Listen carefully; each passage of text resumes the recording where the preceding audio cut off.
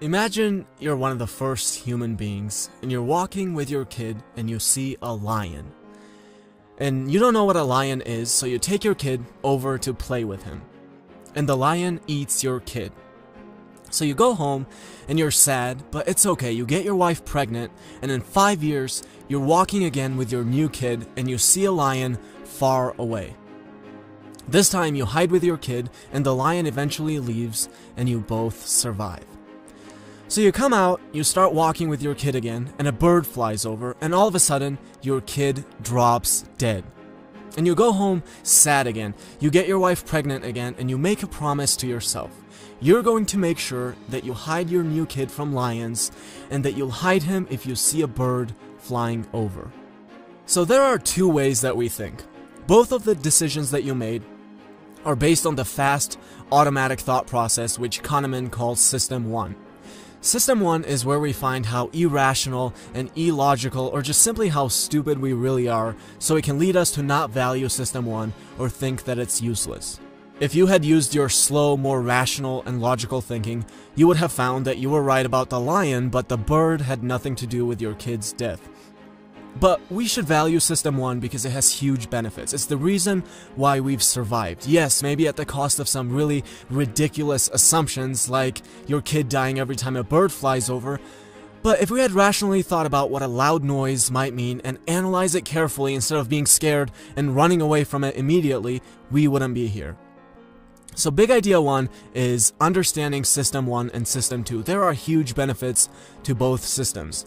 The problem, however, really arises when we use System 1 instead of System 2 when System 2 would be the appropriate system to use.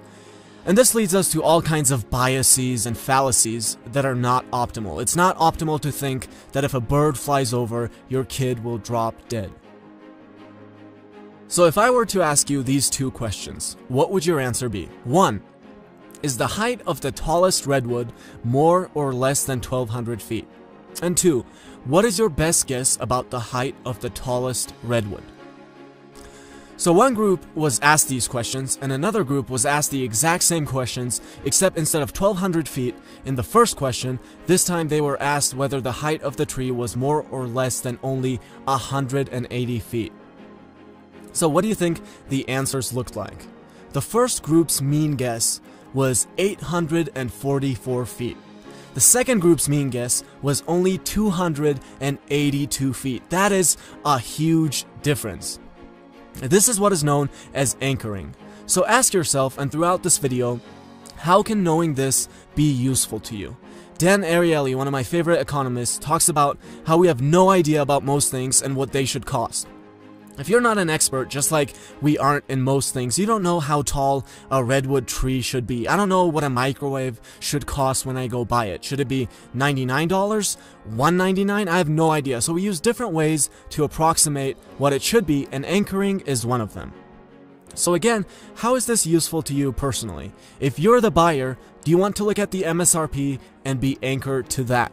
If you're selling something, how do you want to set up your MSRP to use anchoring to your advantage? Big idea 2 is understanding anchoring. So one of the things that I really enjoy about my life is the peace of mind I have while doing things. When I visit somewhere, I'm not worried about a terrorist attack, and when I fly there, I'm not worried about the plane crashing. And that peace of mind largely comes from the fact that I'm not really a big consumer of mainstream media.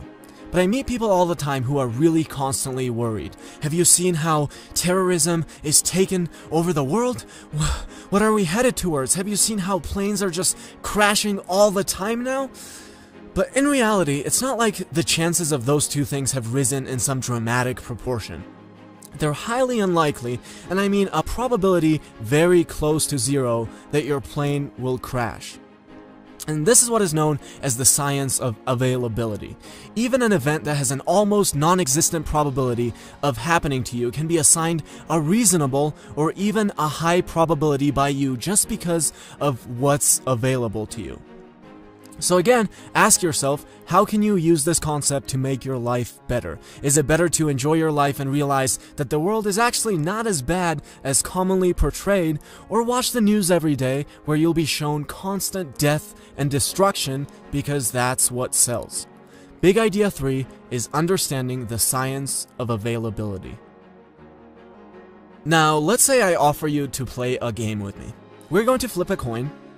And if you win $1,000. And if you lose $1,000. Do you want to play that game? If you're like most people, that is a game that you do not want to play. What if we change the rules a little bit? If you win 1,100, and if you lose only 1,000. From an expected value point of view, that is a good game to play. But if I asked you to play that game right now, and you knew that there was a 50% chance of losing your 1,000, if you're like most people, you still wouldn't play, even though there's also a 50% chance of winning 1,100.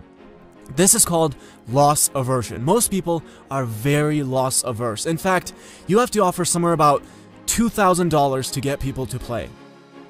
Now, this might be interesting, but again, ask yourself, how can you use understanding this in your life?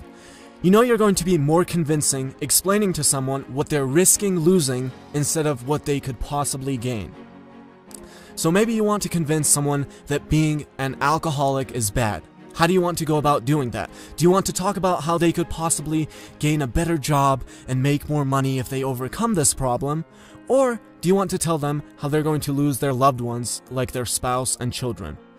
Big idea 4 is understanding loss aversion. Now imagine I'm your doctor and I have to do an operation on you, and I tell you there is a 10% chance that you're going to die. I could also tell you there is a 90% chance that you're going to live. Now, from a statistical point of view, there is absolutely no difference in those two statements, but in the first case, you're going to feel much worse than in the second. This is known as framing. How you frame the exact same situation can have dramatically different consequences. So big idea 5 is understanding framing. Again, ask yourself, how can you use this? How can you use framing to make good things more appealing and convincing to your friends or your children or whoever else you want to influence? And finally, big idea 6, understanding the sunk cost fallacy. This is all about letting your past decisions influence your present decisions. So think of John. He has no idea about poker, but he thought he would go gamble and play. Fast forward into the night, and John has now lost $1,000 and hasn't won anything. Now, if John looks at the odds of his winning from this moment on, which would require the use of System 2, which he's probably not going to use, he would find that the best thing to do is completely disregard the 1,000 and get up and leave. The 1,000 already lost has nothing to do with what his odds are starting from this moment, but John is going to be heavily influenced by the $1,000 and most likely keep playing and losing even more. Let me give you another example. Jen bought 50 boxes of candy a few months ago. So her house is full of candy, but she now finds out about the importance of eating healthy, and she realizes that the candy actually hurts her, but she can't just get rid of it. She paid money for it at some point, so it's really hard for her, even though the candy is going to hurt her. Now, you might look at John and Jen and say, what a bunch of idiots, but the reality is that you and I are no different. Look around your house right now. How much stupid shit have you bought over the years that's now just laying there, taking up space, bothering you? You're never even going to use it again, but you don't get rid of it. There is no difference between Jen or John and you in this situation. The chair that you bought gets in the way all the time. There's no room for it in your little house. It's causing you pain, but how can you get rid of it? You paid $59 for it at some point. This is what is known as the sunk cost fallacy. Your past decisions shouldn't affect what is good for you now.